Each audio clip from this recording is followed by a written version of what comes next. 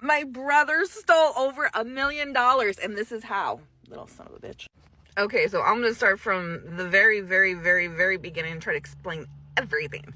Okay, so my dad bought the house that we are talking about with his ex-wife like 60 years ago. Okay, like way back then. Okay, so the house was both my dad's and his wife, which is not my mom. Okay, my mom was the mistress, on the other side. Okay, so they lived happily, I guess, according to her, ever after, until they got a divorce. So they lived together in this house for like ever. They raised their one son, Joe the cunt Hernandez. They lived together. He moved out, obviously, had his own family. They still lived together. My dad, when I was 11, got a divorce from his wife. So this is where things get really annoying, piss me off. So my dad, because he felt so guilty because he had another family, he's leaving his wife to, to be with this other family, to make another family. I mean, he felt guilty. Okay, he felt guilty. So he gave her everything. I mean, my dad walked away with just a couple of suitcases and a couple $100 in his pocket after this man went to worked for civil service, was a Marine first, then was civil service for like so many years. So he had a nice little pension. Okay, nice, plus of money, dollars in the bank. He was like, no, this is all your, like, he left her with everything. Okay, everything, even the judge, even her lawyer and my dad's lawyer said, you are doing way too much. You are doing way too much. Like, no, she put up with me. This wasn't the first affair that I had. Like, he was trying to make it up to her financially for the lack of love and respect that my dad gave her. So he signed over the title to his ex-wife, my ex-brother's mom. So a few years later passed. Okay, so I was 11. So sometime when I was a teenager, before I turned 18, my dad started to talk to his ex-wife. Nothing romantic or anything like that. It was just kind of like, well, do you still have this? Do you mind if I grab it? Yeah. And she was always like, yeah, here. There's a blanket that has been in my dad's side of the family for like for a couple hundred years. So he ended up during that time got that. And I have that. So, and that's the only thing I have from my dad. So that's going to stay with me forever.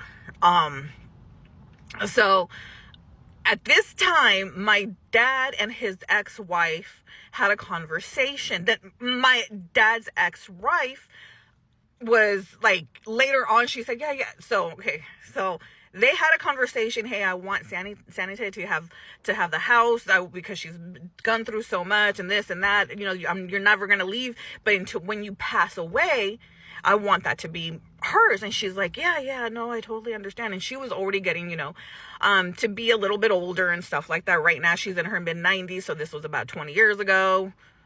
5 years ago. So that was the understanding. A couple years later, when I was about 22, 23 years old, my dad called my brother. So we went over to my dad's house, had a long ass conversation, what my dad's wishes are as far as he wants me to have the house. He told Joe, this is why your sister has gone through so much. And he did a couple, but explained to him why, told him a couple examples. I want her to have, a better life. You and your daughter, I have had it so easy, your grandkid, like everything's just so easy. I want her to have it a little bit easy for a while, make her life a little bit better later on and stuff like that. I will never kick your mom out. Never. That's never what I mean at all whatsoever. He was trying to make sure he knew, knew that my dad wanted to make sure my brother knew everything. So, and even then during the conversation, my brother, supposedly brother, was saying, oh yeah, I understand that. No, don't worry. You're going to get the house, telling me like across the table, you're going to get the house. I understand. We don't need the money, blah, blah. No, they do not need the money. Okay. They do not need the money. My niece, before she was 18, totaled two that I can remember. Maybe it was two. I thought it was the third one. But either way, let's see if it was in two. My brother bought her Like, immediately a week later, another car. Everyone was like, what the fuck? And it was her, these were her fault. Okay? Her fault. But, okay, anyways. So everything was said, like, okay, nothing, if everything was just verbal. Nothing was ever written down. There was not my daughter was there, so was my son, who was an infant. I mean, they were like less than 5 years old. So, I mean, yeah, they couldn't really know anything. We had no witness, like not another, not a fourth person there. We didn't, I didn't record anything. Like, this was the biggest mistake ever in life, which, yeah. So we got, it's really frustrating, really annoying. So because nothing was ever written down, I would tell my dad every so often, why don't you just see a lawyer? Why don't you talk to your ex-wife? Have her write something down, record something. He's like, oh no, I trust Joe. And then at the same time, he did say, well, this, and we started talking about a couple of examples, which I'm not gonna, and it was kind of like, oh, okay. And then later on, he kind of told me more of, okay, your brother, don't be surprised if he does this too. Like, explaining pretty much what he did, take the house from you. And I was like, oh, okay. And I kind of always knew in the back of my head, like, this was a possibility. But at the same time, I didn't think my brother would ever do that to me. I really didn't think he would freaking do that to me. Like, that's life-changing money, okay?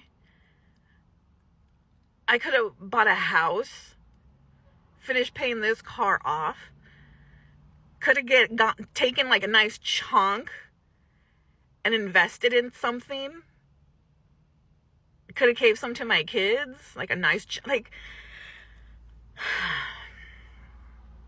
so yeah, not gonna lie, it hurts. It definitely hurts. Especially when I Googled the houses in that area are well over 2-3 million. Well.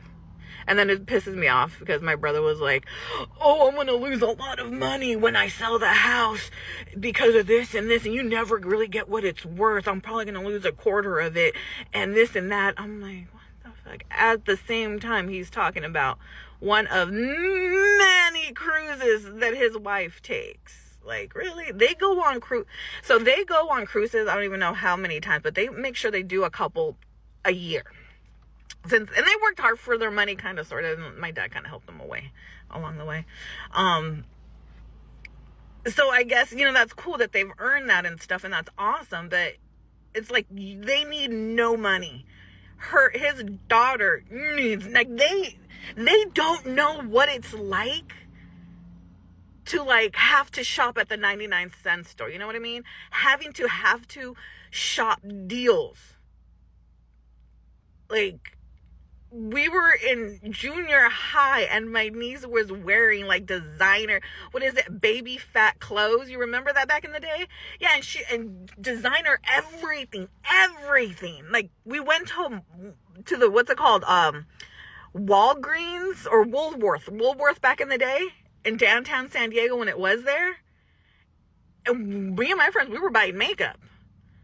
But she's like, no, she was acting like that was too good for her. Not good enough for her. She was too good for it. And then riding public transportation, she wanted everybody to pay her way because she was hanging around with us. These people do not have any idea what it's like to struggle.